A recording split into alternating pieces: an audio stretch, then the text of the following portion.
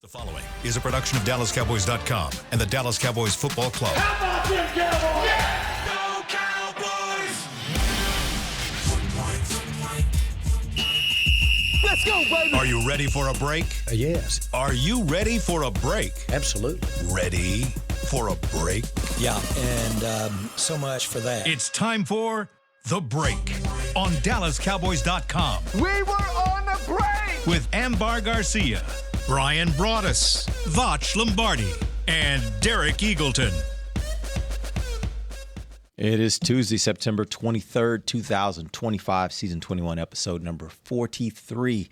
Welcome to the latest edition of The Break. We are live from the SWBC Mortgage Studios at the Star, presented by LG. LG is the world's #1 OLED TV brand for 11 years and counting. See why at lg.com/OLED Evo. Welcome to the show. Got a lot we got to get into today. A couple injuries got added to insult this yesterday. And man, I don't know how I feel about these. We already knew about CeeDee Lamb and his high ankle sprain. We're going to take some time later on in this segment to talk a little bit more about CeeDee and what this injury means to the Cowboys. But I want to start first with an injury that I just found out about yesterday. Tyler Booker, high ankle sprain. I saw him after the game in the locker room. I didn't notice anything.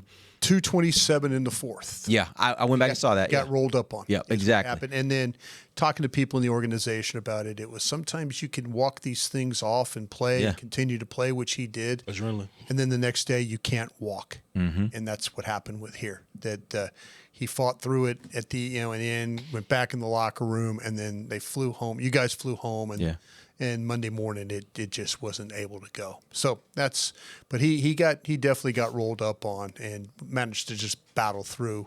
Matter of fact, got rolled up again. Actually, a little bit later, there was a play where he got hit again on it. Maybe hurt him a little bit more, but it was very, very late. 2:27, I think, left in the game. Yeah. Have we found out anything about the timing? I've heard a lot of different things. I think the timing is kind of getting confused between him and CeeDee. Yeah. Usually with a high ankle sprain, you kind of look at several weeks. But the problem is not the problem. Maybe the blessing here is that you're dealing with two guys that are extremely tough. Yeah. When you talk about Lamb played with a bad shoulder the whole year, and he just kept fighting through. And these guys, they know how to rehab, and they know how to get back, and they want to be back, and they realize how important they are to the organization. So I didn't, sometimes you get, it's 4 to 6 weeks. Oh, it's 6 to 8 weeks. These two guys, I never got one moment of how long they would be off, because these guys will fight through things that normal people won't fight through. Yeah, Jerry mentioned this morning on 105.3 The Fan when he's on with Sean and RJ and Bobby. I got to give Bobby a little love too. Bobby gets he never gets any love with the show name, but anyway, he does. He mentioned on that show that he was like, a lot of this has to do with pain tolerance, at least at the very beginning of the rehab, because as what I envision him saying is, as you're kind of starting that rehab, it doesn't feel good. Nope. And so you kind of have to be willing to push through that a little bit. To get better faster. But as you said, Brian, these are tough guys. So, these are tough guys. The chances are that maybe they can come back. And they also said for both of them, they weren't as bad as you could see with some high ankle sprains. So maybe all those things being considered, maybe they're on the front end of the amount of time it typically takes to come back. Sure. That being said, who replaces Booker? That was my first question for you guys on the questions today is – and I'll start with you, Vach, on this one. How do you navigate not having Booker in that lineup? I think I have an idea what I would do. Sure. I'm interested in what my guys here would say. The one thing I don't want to lose, Brian, is power in the middle. If you're going to lose a powerful guy, the next thing I would do is find the next possible powerful guy that'll fit right in and do that. And it was Rob Jones, but he got hurt in camp or whatnot, right? And shouts out to the Cowboys, they covered their rear, Brian Ross. You always say, hey, you personnel guys, you got to get multiple of these guys. So when you're saying, hey, why are the Cowboys, signing so many of these veteran offensive linemen? They're drafting these guys. They got so many of them because things like this happen. Luckily for us, just knock on some wood somewhere, there's not one of those long injuries. So now you just got to survive for 2, 3, 4 weeks, however long it may be.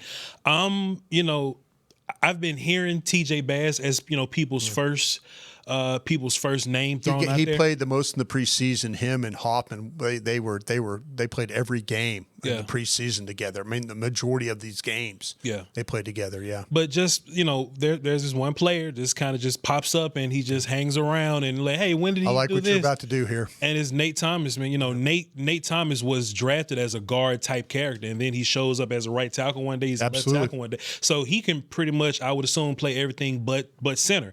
The hardest job is going side to side, not from guard to tackle to guard. That's decently easier than going side to side. But if he's shown me that he could play right tackle, in which in camp that's what he was really early, I have no doubt in my mind that he's built that way, kind of heavy, feet are decent, for guard. But most importantly, Brian, he's powerful, kind of a bully. Yeah. So if you want to keep Brock Hoffman comfortable, take Nate Thomas, put him at right guard, and go boogie.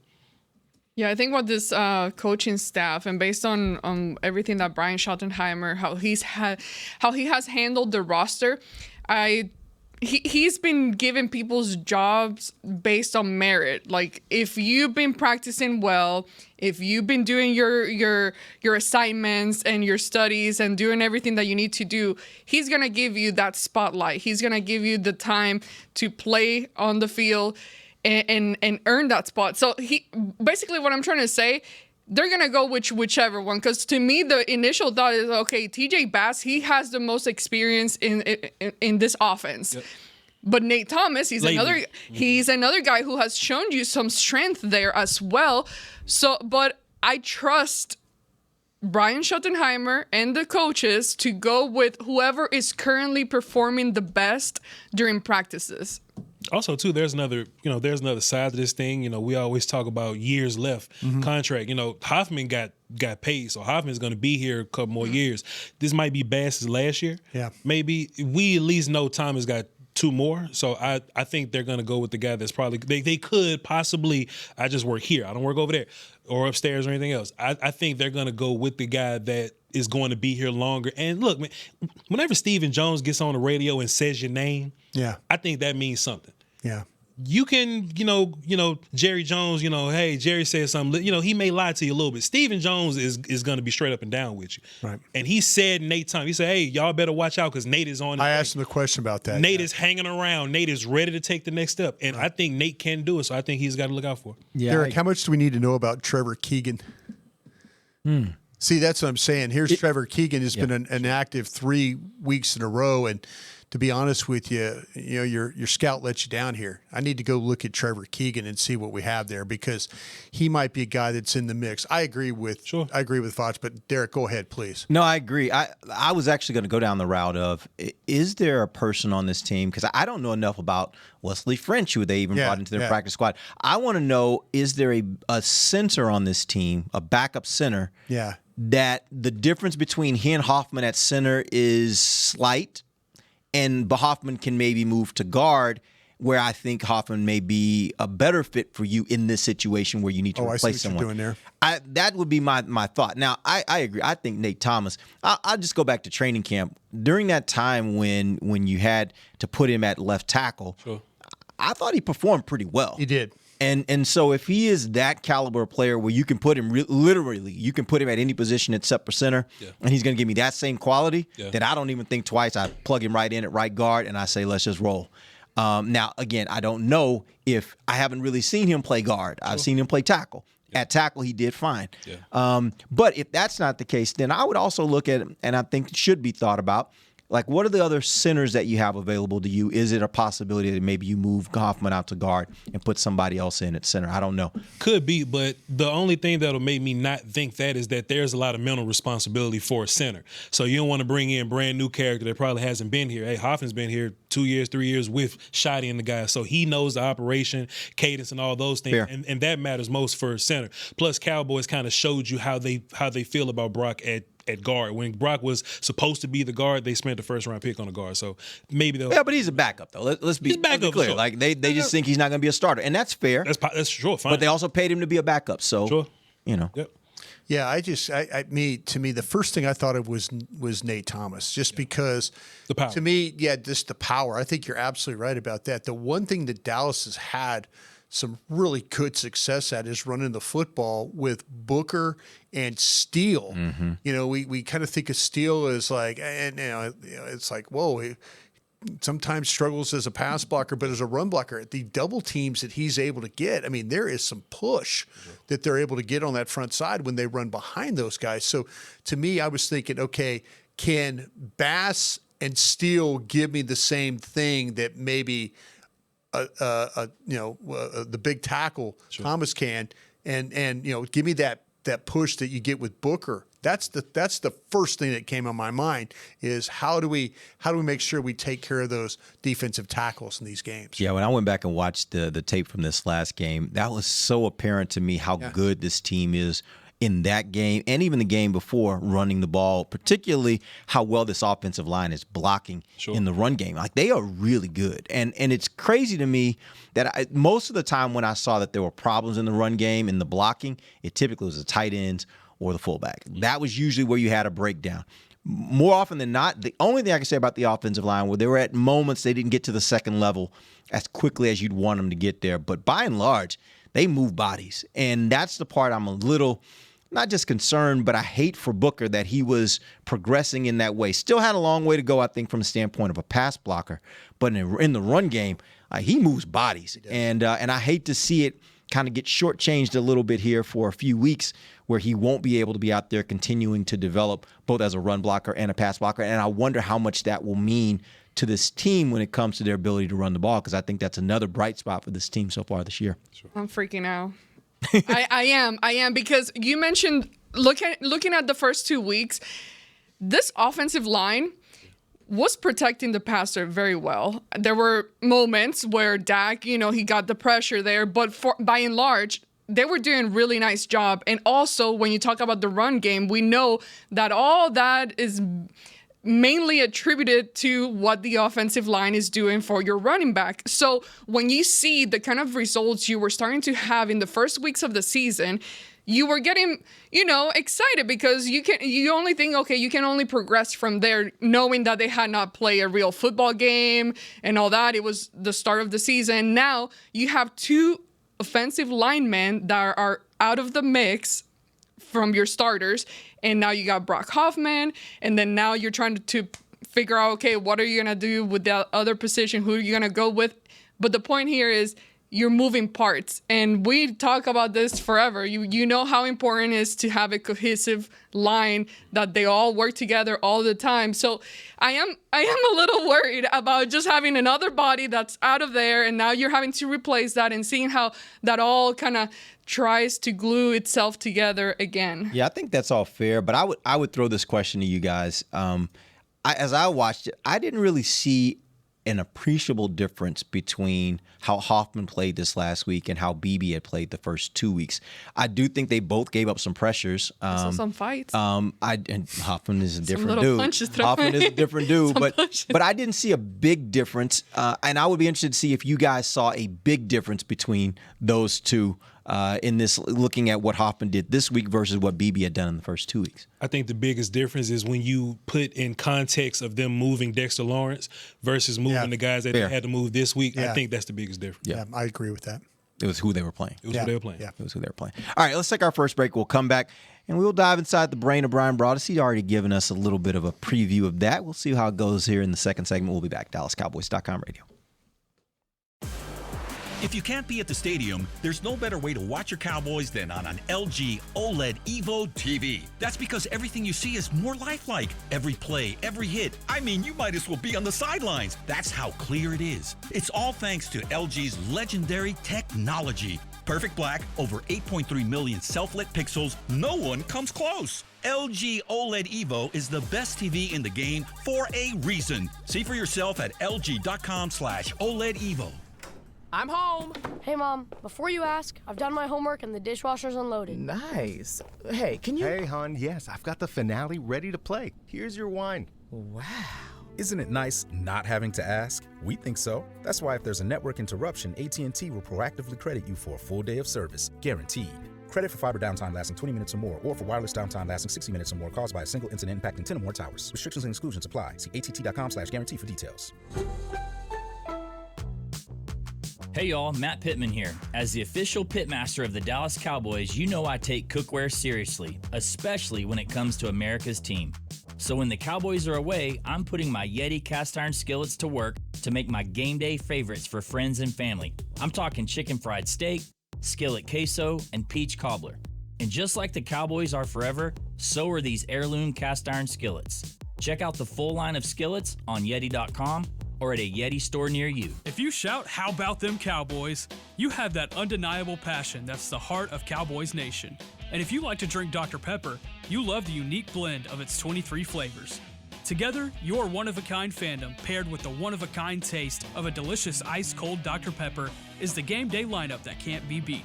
Better yet, gather your Cowboys and Dr. Pepper fan friends to watch the next game and crack open a delicious ice-cold Dr. Pepper for everyone.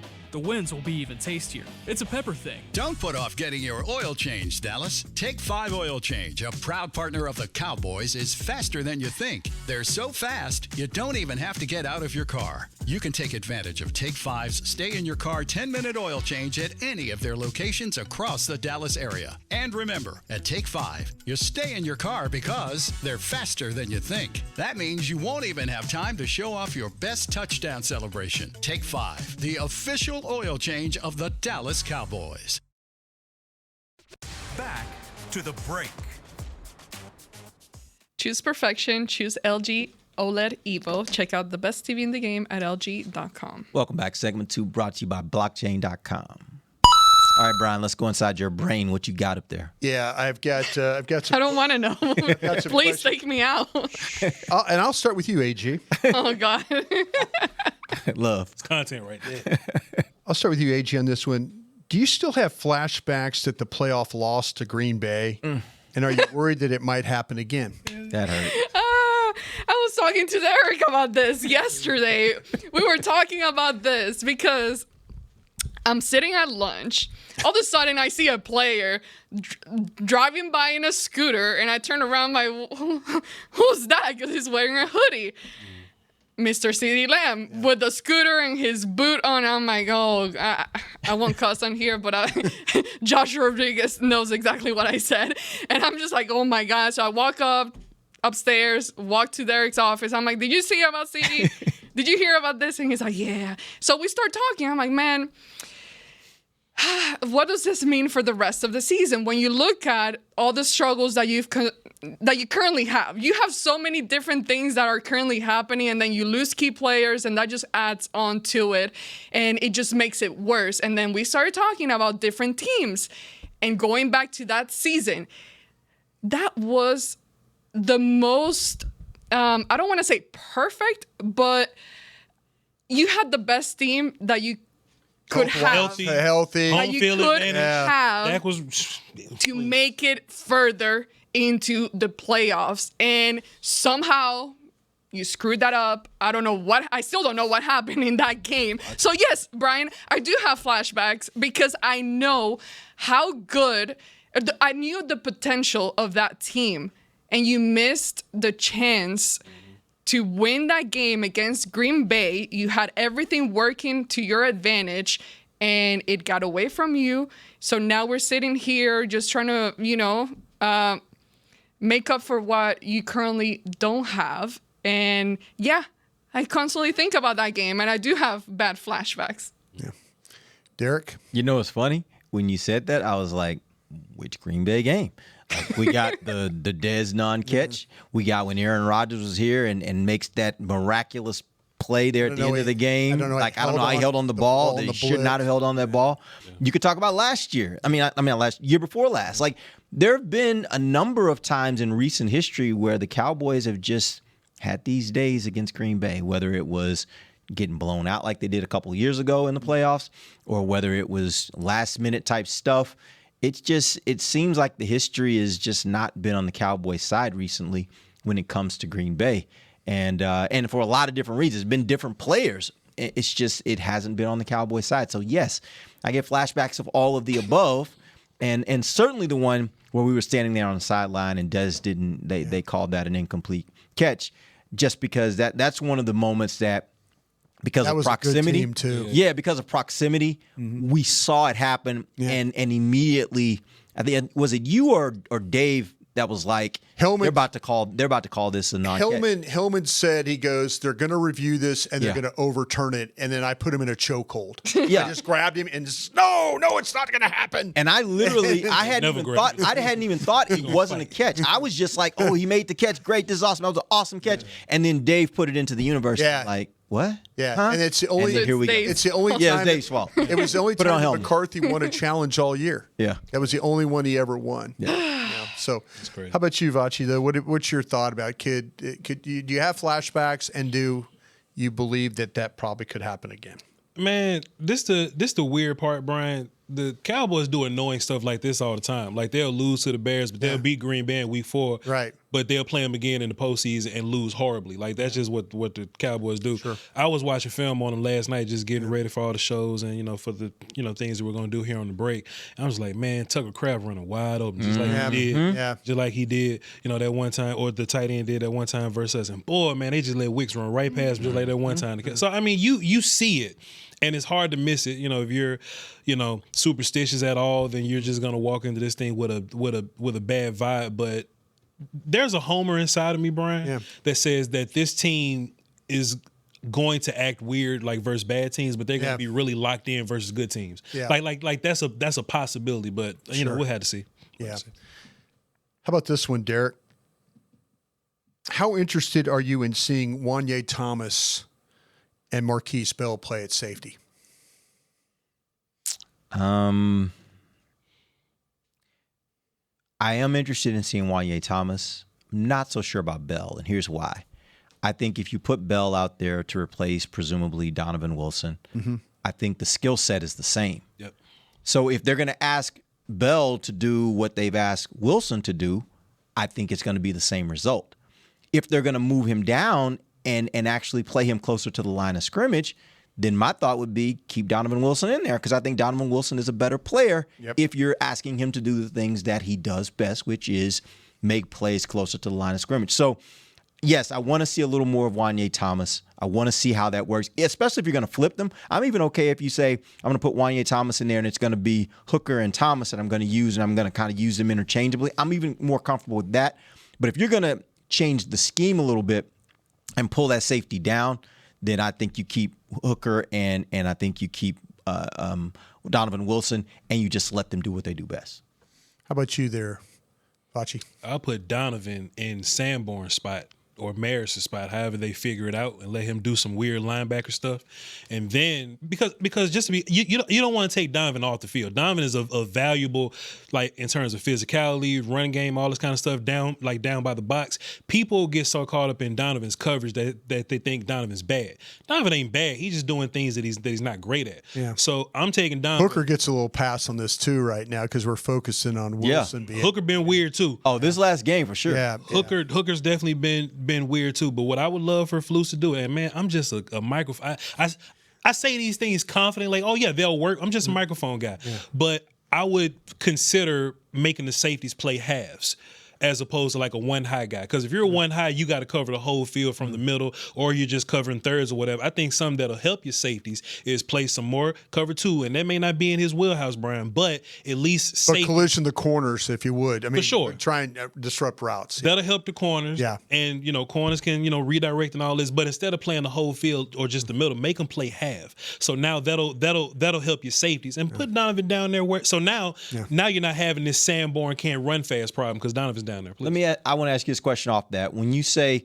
you would put Donovan down to replace Sanborn, would that be a better option to put Bell down there in that instance? Because at least Bell has done that before. They put him at the linebacker position. Now, you might take a hit on your run defense, but would you maybe consider Bell and you keep Donovan on the field at the safety position if you're going to, in some instances, take a linebacker off the field, especially if you're playing this cover two and you want somebody to cover deep middle? Sure. You probably want to put somebody that can get back there. I feel more comfortable, although I don't think Bell's a great cover guy, I feel more comfortable with him doing that than Sanborn. What are your thoughts? I would do all these things, and I would hope that Eberflus is open enough to be creative enough to use all of his guys.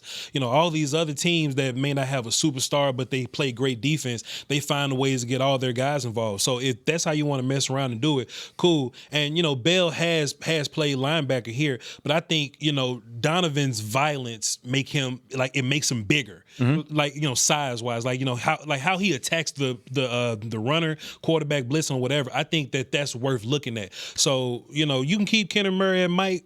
I would let Donovan play some will, or you can keep whatever and just put him like at the Sam or something. Mess around with it, be creative, but definitely more Wanye Brian, bro, for sure. AG, you going to change these safeties up a little bit?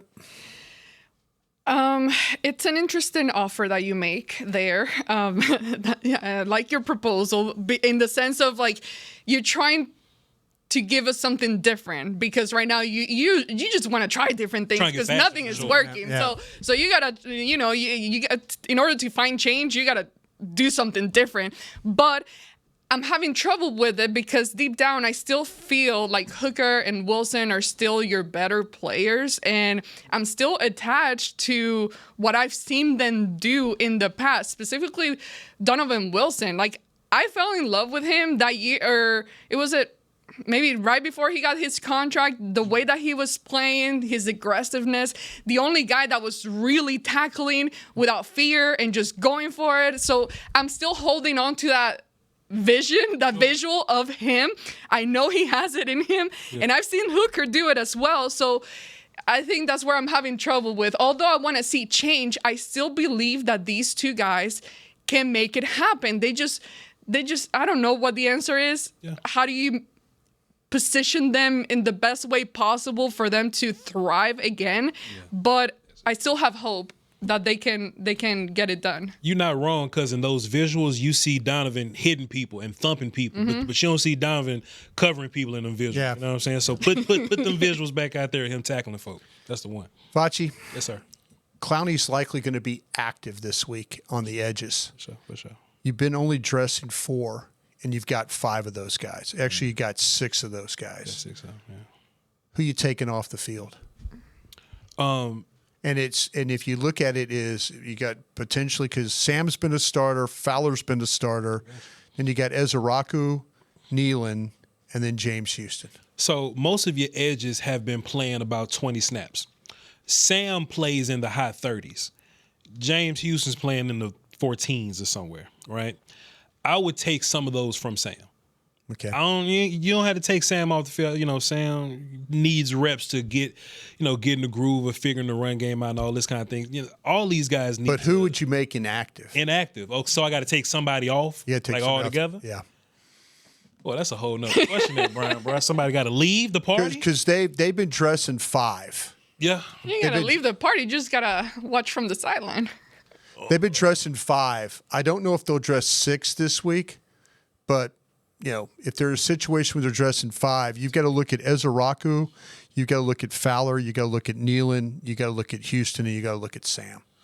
Those are your guys that they've been dressing. I'll tell you what, man. Dante Fowler's making all your money. It's out of him and Sam, but Sam's playing. He's playing the most snaps. You mentioned that, playing the most snaps. So I wonder why that's the case. Like, is there something that the coaches see that we're not seeing that's making Sam play all these snaps? But I think the difference is I don't think Dante Fowler plays a bunch on teams. I think Sam plays a couple of reps on teams. Houston does. Nealon does as well. The front office people in the room wouldn't like me saying it, but Dante Fowler hasn't done a whole bunch to help you. Gotcha. And look, maybe Dante Fowler would be better if Clowney was on the field. Yeah. But I guess you can say that about either one of them, Yeah, hopefully. Donovan's your rookie. You want him to get those reps. It's tough, but Dante Fowler, I guess. AG? As I'm listening to you in my head, I'm like, why are you making it so complicated? Because nobody's doing anything anyways. It's like the safety. But then I'm staring at this list. I'm like, dang, it is complicated, because it leads you to think, okay, who can Clowney elevate? Make their game better. And that's I would say this. People that I would like to keep on the field, Sam, Fowler, because I'm still holding hope from what he did last year in Washington. You are holding. We are 4 Brian, games in. The famous quote, hopium, every year. I didn't think I would be taking it this early in the season. Take a lot of hopium over there. Marshawn Neely. That's a hopium right there, Derek. Okay. Inhaling hopium. All right. Marshawn Neely. That's one of your better rundown guys. Your run defense might be good because he's out there. It is, The rookie Donovan Ezeraku, he flashed a little bit last week, just a little bit. I think I would be okay with taking. What are you doing over there? Ezeraku. I'm trying to help. You're doing what I would do. I take it back, bro. I'm going Sam, but go ahead, finish that, bro, please. Finish. You take Sam. Donovan. Donovan Ezeraku. Donovan. Not because he's. I don't know. You need reps though. Sometimes you learn from watching from the sideline. You get a different perspective. Mental reps for your second round pick, Ambar, that you need because you traded Micah. By the way, I got the right answer. Answer. He's gonna dress all. Don't say James Houston. He's gonna dress all. Here's the right answer. The right answer is the right answer is none of them are performing well. Sure. So if I wanna make a statement in that room, I'm gonna take the top dog and I'm gonna sit him down. So Dante Fowler, this week we're gonna have you sit. Ooh. I'm gonna make a statement in that room and I'm gonna say, if you all don't want to end up in this same situation, sure, show me what you got. Sure. Because I think, by the way, we're making a big deal about something where all of them probably deserve to be sat. Like they are not getting the job done. And I think no one can make the argument that they're getting the job totally done. Agree. Mm-hmm. So to me, I'm like, how can I make the biggest point by having someone sit down? And I think the biggest point you can make, it's like I've never been to prison, but it's what you hear about prison, right? You walk in, if you want to prove a point in prison, you walk in, you find the biggest, baddest dude, and you make a point with him, right? Up. So I'm like, and get beat up. But you make a point with the biggest, baddest dude. So if Fowler's supposed to be the biggest, baddest dude, y'all play every Friday, establish dominance early. So I think that would be how I would approach it. Okay, I'm going to take that guy and sit him down, and now I'm going to see if those other guys take the hint and say, well, we better step it up. That sounds Because for some of nice. those, they might not have a job next year. But are you in a situation where you have the, I don't want to say luxury because there ain't nothing luxury about this, but are you in a position where you can actually make that decision because of the time? Like right now, I think you're on the hot seat right now, with having lost that game last week. What are you losing? If you sit down Fowler, what are you losing? It's really politics. The same reason hookers keep like constantly play. Yeah. Like he just happened to make the money. Right. So the money guys play more. But nobody right now, there's nobody you could make an argument for at the defensive end position that if you sat them down, something drastically, you're missing something drastic. Drastic. And I would say Nealon has been the better performer of them just because he's giving you something in the run game. Yep. But Houston was quiet this last game too. Yeah. He was very quiet this last game. 14 snaps though, man. Brian, I get it. Yeah, you're 14 right. snaps, You like ain't he wrong. didn't get a pressure. So, you ain't wrong. You ain't wrong. Thank you guys for answering the questions. Appreciate you. What's That your was it? input? Oh, no, I'm good. We got a break, though. We're good. Yeah, We gotta go to break. Let's go to break. When we come back, Listen to 105.3 The Fan. I'll give you my answer. No, I did. That's funny. I did promise yesterday we were going to get to some conversation with CeeDee. So on this final, we're on the same page. We're on this in this final segment. We are going to talk about CeeDee Lamb and a little bit more in a little bit of a deeper conversation about how we got here and whether it was a good decision to allow that to happen. We'll do that when we come back. This is DallasCowboys.com radio. For sure. Every day begins with a promise to work hard and to build a future. That's why we're here, providing the tools, expertise, and John Deere equipment you have relied on for generations to help you get the job done right. We're with you. That's our promise to you, because no matter the project or the challenge you're facing, we're with you. We're united. I'm home. Hey, Mom, before you ask, I've done my homework and the dishwasher's unloaded. Nice. Hey, can you... Hey, hon, yes, I've got the finale ready to play. Here's your wine. Wow. Isn't it nice not having to ask? We think so. That's why if there's a network interruption, AT&T will proactively credit you for a full day of service, guaranteed. Credit for fiber downtime lasting 20 minutes or more, or for wireless downtime lasting 60 minutes or more caused by a single incident impacting 10 or more towers. Restrictions and exclusions apply. See att.com/guarantee for details. It's the official men's skincare brand of the Dallas Cowboys, Jack Black. And right now, Cowboys fans can get 15% off their $75 order. Plus, because every deal needs a playmaker, your order will include a free 5-piece skincare set and free shipping. The Jack Black Playmaker is 4 of Jack's favorites and a full-sized intense therapy lip balm. Make a play for the Playmaker at getjackblack.com/Cowboys with the code CowboysVIP. That's getjackblack.com/Cowboys with the code CowboysVIP. How's it going? You see that Cowboys game? Oh, I watched. Been seeing some good things. Totally. They have some talent. Yup, some great talent. And they got some fight. Hoping this is the year. Me too. Oh, I'm Cody, by the way. I'm Travis. Nice to meet you, Travis. Go Cowboys. Go Cowboys! Make a new friend based solely on their shirt choice. What would you like the power to do? Bank of America, the official bank of the Dallas Cowboys. Copyright 2025 Bank of America Corporation. From the field to the festivities, Lucchese embodies the essence of luxury and tradition. Handcrafted with meticulous precision, each pair offers unmatched comfort and style. Stand tall while you're tailgating or cheering in the stands with the Dallas Cowboys collection by Lucchese. Shop the collection today at the Lucchese store at the Star in Frisco or online at lucchese.com. Lucchese, the official boot of the Dallas Cowboys and Dallas Cowboys cheerleaders. Back to the break. AT&T connecting changes everything. Welcome back. We're in the final segment of the break. We're live from the SWBC Mortgage Studios at the Star. All right, we're going to do in this final segment, we're going to talk about CeeDee Lamb. Right now, he has a high ankle sprain. I think earlier in the week, the reports were 3 to 4 weeks. We'll see what it ends up being. High ankle sprains, I think, tend to take a little bit longer. But as we said before, and as Jerry said this morning, ability to tolerate pain is a big part of that. And he's a tough guy, so let's see if he can get back a little faster than that. That being said, though, I'm going to paint the picture of how I looked at the situation that evolved that turned into an injury for him. The Cowboys were running the ball effectively. Williams has been a good running back for them all season. The offensive line is blocking really well.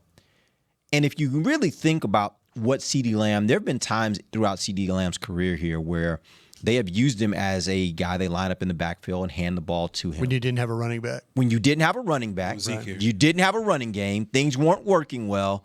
And in those instances, CeeDee wasn't a guy, and this is no knock on CeeDee, he's a wide receiver, but he wasn't a guy that was breaking 20, 30, 40, 50-yard runs. He would get you 6 yards, 8 yards, maybe 10 yards. Get a first down. He'd get you a first down. But Williams also could do that. So my question becomes, is the risk worth the reward in this instance of lining CeeDee up in the backfield with the potential, as we see in this instance, of him ending up injured? Nah. You don't need to see CeeDee running, from the backfield anymore, running sweeps and all that. Let Turpin run sweeps and let him do his thing. Thing about Williams, what makes him really fun to watch is that if the first person gets there, he's probably dragging that person to the second person, right? Okay. And CeeDee's not going to break tackles in that way. CeeDee's going to be slick and sideways, and that tends to benefit him more when he's out in open space down the field and stuff, right? You don't need CeeDee to be a battering ram or anything like that for you. So if it's up to me, since you have a running back now, if it was Zeke, knock yourself out because you set him down. Zeke toward the end of his career, let's be clear. Yeah. Not 2020. I'm not talking about Ezekiel Elliott. I'm not talking about Ezekiel Elliott. I'm talking about Zeke. No, you actually are talking about Ezekiel. I'm talking about Zeke. Buddy. The other way around. 15, not 21 with the rolled up jersey. I'm talking about 15. When 15 is your running back, man, you could put Lamb at running back all you want to, but you have guys that can do the job now, so don't do it no more. Yeah, I agree. To me, it just makes no sense. Like, why the need to do that? And yesterday, Brian Schottenheimer was asked about it. And to my surprise, because he's always very upfront and honest and everything, he had no regrets. Like, he said, hey, he's one of our best players, and we want to try different things with our best players to have them on the field. And injuries are just a part of the game. You can't really prevent them. But, I mean, why? Why did you feel the need to do that when you have other people who can do that as well? And so Yeah, it makes no sense to me. And he said they're not gonna take that away from the game. I mean, you can't do it right now. He's hurt. They are. They might take that out. Well, but that's the thing. Whatever he says at this point, I don't know. Like, I would be interested to see if when he comes back, we still see that as a part of the offense, because I do wonder. There's no way. Like, Never see it again. I get where coaches say, and I agree with this to some degree. I get where coaches say, man, it's a part of the game. Injuries happen. Like, do you run away from putting guys on the field because they might get injured? Well, injuries happen. That's you don't want to be that short-sighted. But at the same time, my question just becomes, like, is the risk versus worth the reward? If you didn't have a running game, maybe so. If you didn't have a running back that you thought was capable, maybe so. If you didn't have somebody like Turpin, let's even say, who you could line up, and he tends to be, I think, even more explosive than CeeDee in those kind of situations, then maybe so. But in my opinion, CeeDee's way down the list on guys that in that situation is going to turn that play into a big play for you. Why take the risk? Sure. Yeah. I would. Shotty's probably getting a salad at the salad bar over here in the cafeteria. Yeah.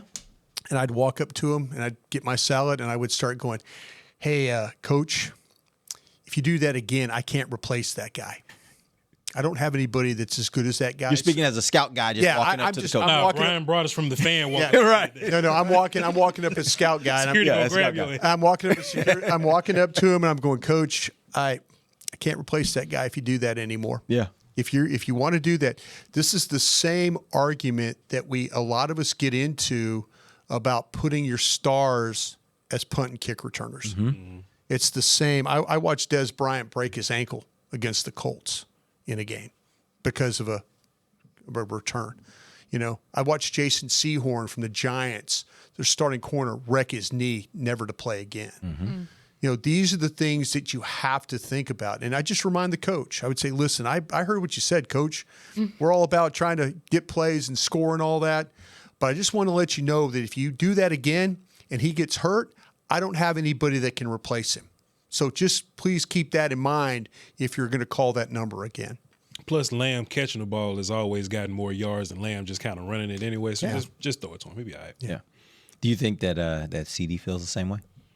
I think CeeDee wants to play. Competitor. He wants to play. He was thinking it was a weird angle when he got the ball, by the way. It was kind of, you know, it was just strange. It wasn't a clean play to where he could, you know, get to the edge. But anyway, I it's just all about, I think you have to be very mindful as a coach of putting your star players in positions where they could get hurt. Now, if he gets hurt playing as a wide receiver, that's one thing. If he gets hurt, let's be honest, I think Deebo Samuel, as his effectiveness as a wide receiver has gone downhill for all the times that he played as a running back for San Francisco, dealing with shoulder problems and things like that. He's doing a good job with the Commanders. But think about him, all those times he had to carry and the times he took hits and the times he got hurt. You know, just remind yourself, I can't replace that guy if he's standing over there next to me. We don't have anybody that good. Also, too, that's the reason why Dak may run one time in the game as opposed to running like 5 or 6 times. Yeah. You know what I mean? Like, you can run one time if it's wide open at the end of the game, field goal, clutch. Yeah. Okay, fine, do it. But if it's like first down, you fighting for extra yards, you're player, we need you. Yeah. All right. Appreciate you guys, Jonas. We'll be back tomorrow. We'll dive into the Packers and their offense versus the Cowboys defense. Until then, for Voch Lombardi, Brian Broaddus, and Amber Garcia, I am Derek Eagleton. This has been The Break, live on DallasCowboys.com radio. This has been a production of DallasCowboys.com and the Dallas Cowboys Football Club. How about this, Cowboys? Yeah!